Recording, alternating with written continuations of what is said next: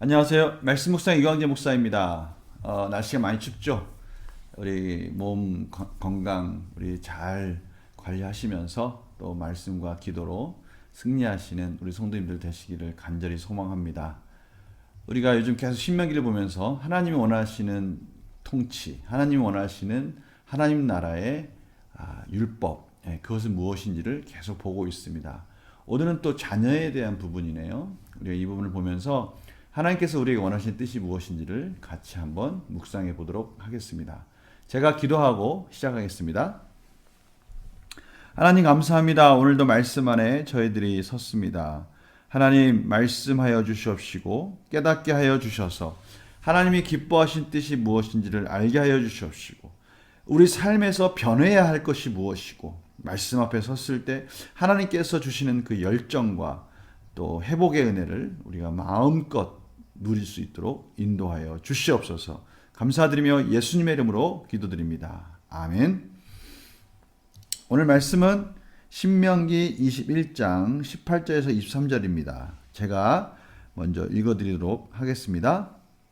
사람에게 완악하고 패역한 아들이 있어 그의 아버지의 말이나 그 어머니의 말을 순종하지 아니하고 부모가 징계하여도 순종하지 아니하거든 그의 부모가 그를 끌고 성문에 이르러 그 성읍 장로들에게 나아가서 그 성읍 장로들에게 말하기를 우리의 이 자식은 완악하고 패역하여 우리 말을 듣지 아니하고 방탕하며 술에 잠긴 자라 하면 그 성읍의 모든 사람들이 그를 돌로 쳐 죽일지니 이같이 내가 너희 중에서 악을 제하라. 그리하면 온 이스라엘이 듣고 두려워하리라. 사람이 만일 죽을 죄를 범함으로 내가 그를 죽여 나무 위에 달거든 그 시체를 나무 위에 밤새도록 두지 말고 그날에 장사하여 내 하나님 여호와께서 내게 기업으로 주시는 땅을 더럽히지 말라. 나무 위에 달린 자는 하나님께 저주를 받았음이니라. 아멘. 오늘 완악하고 패역한 아들이 있다라고 말하고 있네요. 여기 설명을 보니까요. 완악하고 패역하다 이 두 단어 모두 반항하고 반역하다라는 의미, 특히 패역은 하나님께 대한 불경스러운 반역에 사용된다. 이렇게 번역되어 있는데요. 패역하다는 말은 제가 아침 말씀 묵상에도 그 의미를 조금 설명해 드렸지만 완악하고 패역하다 이 말은 이제 불순종의 도를 넘은 거예요. 부모님이 엄연히 자신을 양육해주고 자신을 이 세상에 태어나게 해준 하나님이 세운 질서 가운데 있는 엄연히 공경해야 할 대상임에도 불구하고 대놓고 거절하는 지경까지 다다른 자녀를 말하는 겁니다. 사람들이 있을 때까지도 그 부모로서의 존재를 인정하지 않는 거예요. 공개적으로 그것을 대놓고 아주 부모님에게 불순종하는 그런 지경까지 이른 그런 아들을 말합니다. 그런 자녀들을 말하는 것이죠. 그러나 자녀들이 있을 때 부모가 징계하여도 순종하지 않은 때리거나 말을 해도 이젠 순종하지 아니하는 지경까지 이르렀을 때 부모는 그를 성문으로 데리고 가라는 거예요. 성문이라는 것은 이제 공개적인 장소인 것이죠. 모두가 재판하고 그곳에서 원로 장로들과 또 재판관들 속에서 공개적인 재판의 장소가 이루어졌던 곳입니다. 그곳으로 데려가서 그 성읍 장로에게 이 자식은 완악하고 패역해서 우리 말을 듣지 아니하고 또 방탕하고 술에 잠긴 자라 이렇게 설명을 하면 그 성읍에 있는 사람들이 그 설명하는 것과 그 상태와 그 모든 것들을 판정하고 그것에 맞는 것들이 판정된다면 모두가 인정하는 의미에서 돌을 던져서 그 자녀를 징벌하는 그래서 악을 제거하는 그런 과정들을 보여주고 있습니다. 또 시체를 나무 위에 밤새도록 두지 말라라는 부분 설명되어 있네요. 시체를 나무에 오래 매달면 짐승들이 시체를 먹어 땅을 더럽히기 때문이다. 일종의 죽은 시체에 대해서도 예의를 갖추고 또 그것에 대해서 또 오염되지 않도록 이렇게 장사 지내라라고 그렇게 경고하고 있는 것입니다. 문제를 한번 풀어볼까요? 모세는 완악한 아들이 불순종할 때 부모가 어떻게 해야 한다고 합니까? 19절에서 21절 나와 있죠. 성문으로 데려가서 돌로 쳐서 그 아들을 주게 된다. 그 자녀를 주게 된다라고 그렇게 해서 공동체에서 악을 제하야 된다라고 그렇게 설명하고 있습니다. 모세가 완악한 아들의 처벌을 통해 의도한 것은 무엇입니까? 21절 보니까요. 그리하면 온 이스라엘이 듣고 두려워한다. 근데 참 재밌는 것은 무엇이냐면 모든 사람이 듣고 두려워한다라는 사실, 이 말씀만 듣고도 사실은 두려운 거죠. 자기 자녀가 돌로 쳐 죽이는 지경까지 간다라는 것은 그만한 또 결단이 필요하지 않습니까? 그런데 성경이나 또 다른 여러 가지 문헌들을 통해서 이것들이 실질적으로 실행되었다는 기록이 없는 걸 봐서는 실질적으로 그렇게 하지는 않았던 것 같아요. 그러나 그 말 자체 속에 있는 이 공동체를 이 가정의 질서 속에서 지키고자 하는 의지, 하나님의 의지와 뜻이 분명하게 나타나 있다는 것입니다. 부모에게 순종하지 않고 완악하고 패역한 아들에 대해서는 그 아들을 하나님께서 놔두면 그것이 오히려 누룩과 같이 번져서 공동체를 위험하게 만든다는 것이죠.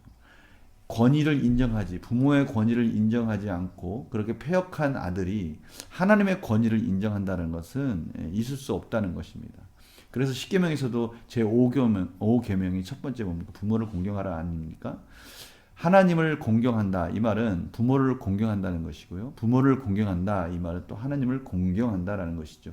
그런 질서와 권위가 이 공동체 안에서 지켜져야 된다라고 말하고 있는 것입니다. 제 지금 배경 사진은 이 카타곰이라고요. 이 로마 시대 박해를 피해서 로마인들이 기독교인들이 화재를 일으켰다. 특히 네로 황제 때 심했지 않습니까? 그러한 박해가 심했을 때 그들이 지하의 묘지를 만들었는데요. 그 지하의 묘지에 가서 예배를 드리기도 했고요. 또 그곳에 가서 안전하게 피신도 하고 그랬던 장소가 바로 카타곰이라는 장소입니다. 근데 저 카타곰에서 예배를 드린다는 것, 저기서 은신해서 산다는 것은 상당한 그 힘든 어려움이 있죠. 지하 깊은 곳에서 거기서 예배를 드리고 나오면 거의 장님이 될 정도로 어둡고 컴컴하고 또 그곳에서 햇빛이 드는지 않는 곳이기 때문에 그곳에서 여러 가지 전염병이 돌거나 그런다면 모두가 거기서 3분의 1 이상은 죽어서 나오고 이러한 열악한 환경이었다는 것이죠. 그런데 왜 그곳에 가서 그렇게 예배를 드리고 그렇게 은신해서 살았습니까? 그렇죠. 하나님의 믿음과 하나님에 대한 신앙을, 부활에 대한 신앙을 그것을 지키고 싶었기 때문입니다. 근데 한번 이렇게 생각해 보시기 바랍니다. 자기 아들 또 할아버지라면 자기 손자 이런 자녀들과 같이 그곳에 들어가서 생활을 한다고 생각해 보시기 바랍니다. 나는 그런 믿음을 가지고 그렇게 한다고 하지만 사랑하는 우리 아이들, 자녀들까지 그런 고생을 하면서 그곳에 있는다는 게 상상이 되십니까? 차라리 신앙을 포기하고 우리 애들은 햇빛 있는 곳에서 살면 어떨까라는 생각을 해보지 않았을까요? 물론 그런 생각을 해봤겠죠. 그렇지만 가정을 살리는 것은 믿음을 지키는 것이고 그것은 영원한 구원을 약속받는 것이 가정이 사는 것이라는 것을 포기하지 못한 겁니다. 이 땅에서 잠깐 햇빛 보고 사는 것보다는 영원한 하나님의 영광을 보고 사는 것이 이 가장으로서는 더 중요했던 것이죠. 마찬가지입니다. 이스라엘 공동체를 지키기 위해서는 내 자녀도 중요하지만 이스라엘 공동체를 살리기 위해서 이 엄격한 율법을 통해서 모든 사람이 다 살 수 있는 길을 선택하는 겁니다. 우리 이 사실을 통해서 가정에 있어서의 영적 권위와 질서를 위해서 믿음을 지킨다는 것, 하나님의 권위를 지킨다는 것, 이것이 얼마나 소중한지를 우리가 다시 한번 생각해 봤으면 좋겠어요. 카타콤에서 세상에서 태양을 보지 않지만 그래도 가정을 살리는 길은 이 지하에서라도 믿음을 지키는 것을 알고 그곳에서 여러 가지 위험 속에서 살았던 그 시절을, 그것이 얼마나 소중한지를 우리가 깨닫는다면 우리도 지금 그런 시절은 아니지 않습니까? 그러나 우리에게는 또 보이지 않는 사단의 유혹들이 있고요. 그런 권세들이 하나님의 권위를 무너뜨리려고 합니다. 우리가 이럴수록 더 하나님 안에서 우리의 가정을, 우리의 자녀를 믿음 안에서 지킨다는 것이 참 소중하다는 것을 깨닫게 됩니다. 오늘 이스라엘 공동체를 지키는 것, 가정의 질서를 지키는 것, 이것이 하나님의 권위를 위해서 반드시 필요하다는 것. 우리가 왜 자녀들에게 효도를 가르치는지, 그들이 왜 예배를 소중히 여겨야 되는지, 그것은 결국 가정의 권위를 세우는 것이기도 하지만 하나님의 권위를 인정하는 것이고요. 그것이 가정을 살리는 길이라는 것을 오늘 말씀을 통해 가르쳐 주시는 것입니다. 우리 영구 묵상, 하나님께서는 왜 아들이 부모에게 불순종하는 것을 엄중하게 처벌합니까? 제가 지금까지 계속 말씀드렸던 내용이에요. 가정의 아버지에 대한 권위, 부모에 대한 권위는 하나님의 권위랑 연결되어 있는 것이고요. 무엇보다도 하나님의 나라, 공동체 안에서의 그러한 질서는 모두가 살 수 있는 길이기도 합니다. 부모에 대한 자녀의 불순종을 엄중히 다루는 하나님을 보면서 무엇을 느낍니까? 그렇죠. 하나님께서는 우리가 다 온전히 하나님의 권위를 인정하며 하나님의 말씀 안에 다 살기를 원하는 것이죠. 그곳에서 다 소망 가운데 삶의 곳곳에서, 가정이면 가정, 또 우리의 처소면 처소, 가는 곳마다 하나님의 질서가 인정되어지고 무엇보다도 하나님의 권위가 인정되어지는, 하나님이 세우신 질서가 세워지기를 원하고 계시는 것이죠. 우리가 그렇다면 우리의 삶 속에서는 정말 그런 권위가 인정되고 있는가? 가정에 어떤 행사나 어떤 중요한 일이 있을 때 우리가 먼저 생각하는 것은 과연 예배인가, 말씀인가, 아니면 다른 무엇이 그 자리를 차지하고 있지는 않은가? 우리가 한번 생각해 봐야 된다는 것이죠. 주일 성수를 위해서, 아이들에게 말씀 양육을 위해서 우리는 얼마나 힘쓰고 있는가? 혹시 다른 것 때문에 우선순위에서 그것들이 밀리고 있지는 않은가? 이런 것들을 한번 생각해 보자는 것입니다. 그래서 이 결단과 적용은요, 내가 부모님의 권위에 불순종한 적은 언제였습니까? 혹시 나는 부모님께 순종하고 있고 부모님의 권위를 인정하고 있는가? 하나님을 온전히 인정한다면, 하나님의 권위를 온전히 인정한다면 그러한 열매들이 당연히 나타나게 되겠죠. 하나님의 질서를 따르는 가정이 되기 위해 무엇을 결단하겠습니까? 하나님의 말씀과 하나님의 권위가 인정되어지는 가정을 세워가기 위해서 우리는 어떠한 것들을 회복해야 할까요? 제가 아는 우리 성도님들 가정을 보면 다양한 모습으로 이 권위를 세워가고 있는 것을 듣습니다. 아침마다 가정 예배를 드리는 가정도 있고요. 또 어떠한 중요한 행사가 있을 때 예배를 드리는 집도 있고요. 또 가정에서 말씀 묵상을 하고 같이 말씀을 읽는 가정도 있고요. 또 여러 가지 경건서적을 나누는 가정도 있고요. 또 부모님들이 어떠한 일 있어도 예배에 대해서는 빠지지 않게 하려고 자녀들을 예배의 자리로 어떻게 해서든 간에 인도하려는 그런 가정도 있고요. 이런 모든 과정들 속에는 하나님의 권위를 인정하는 것이고요. 그 하나님의 권위 속에서 하나님의 질서가 가정에 흘러가도록 하는 것이죠. 우리가 이런 것들을 소중히 여기시면서 우리 사랑하는 자녀, 손자, 손녀, 모든 우리 온 가족들이 하나님의 권위 가운데, 하나님의 말씀 가운데, 하나님의 질서 가운데 정말 행복하고 복된 가정이 되기를 간절히 소망합니다. 제가 기도하겠습니다. 하나님, 우리 가운데 가정을 세워가는 것, 하나님의 말씀이 우리 삶 속에 하나님의 질서와 권위가 세워져 간다는 것이 정말 얼마나 중요한지에 대해서 오늘 같이 나누었습니다. 그런데 우리도 모르게 그런 권위가 흐트러지고 그런 우선순위가 무너지는 것들을 우리가 경험하게 됩니다.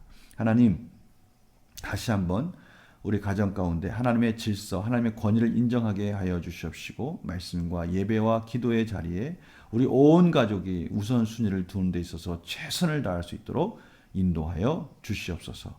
감사드리며 예수님의 이름으로 기도드립니다. 아멘. 오늘 금요일입니다. 금요 기도에 꼭 나오시고요. 말씀 묵상 통해서 우리가 늘 기도하며 승리하는 우리 삶이 되기를 간절히 소망합니다. 말씀이 생명입니다. 내일 또 뵙겠습니다. 안녕히 계세요. 내 모든 시험 무거운 짐 예수 앞에 하루이며 근심에 쌓인 날 돌아보사 내 근심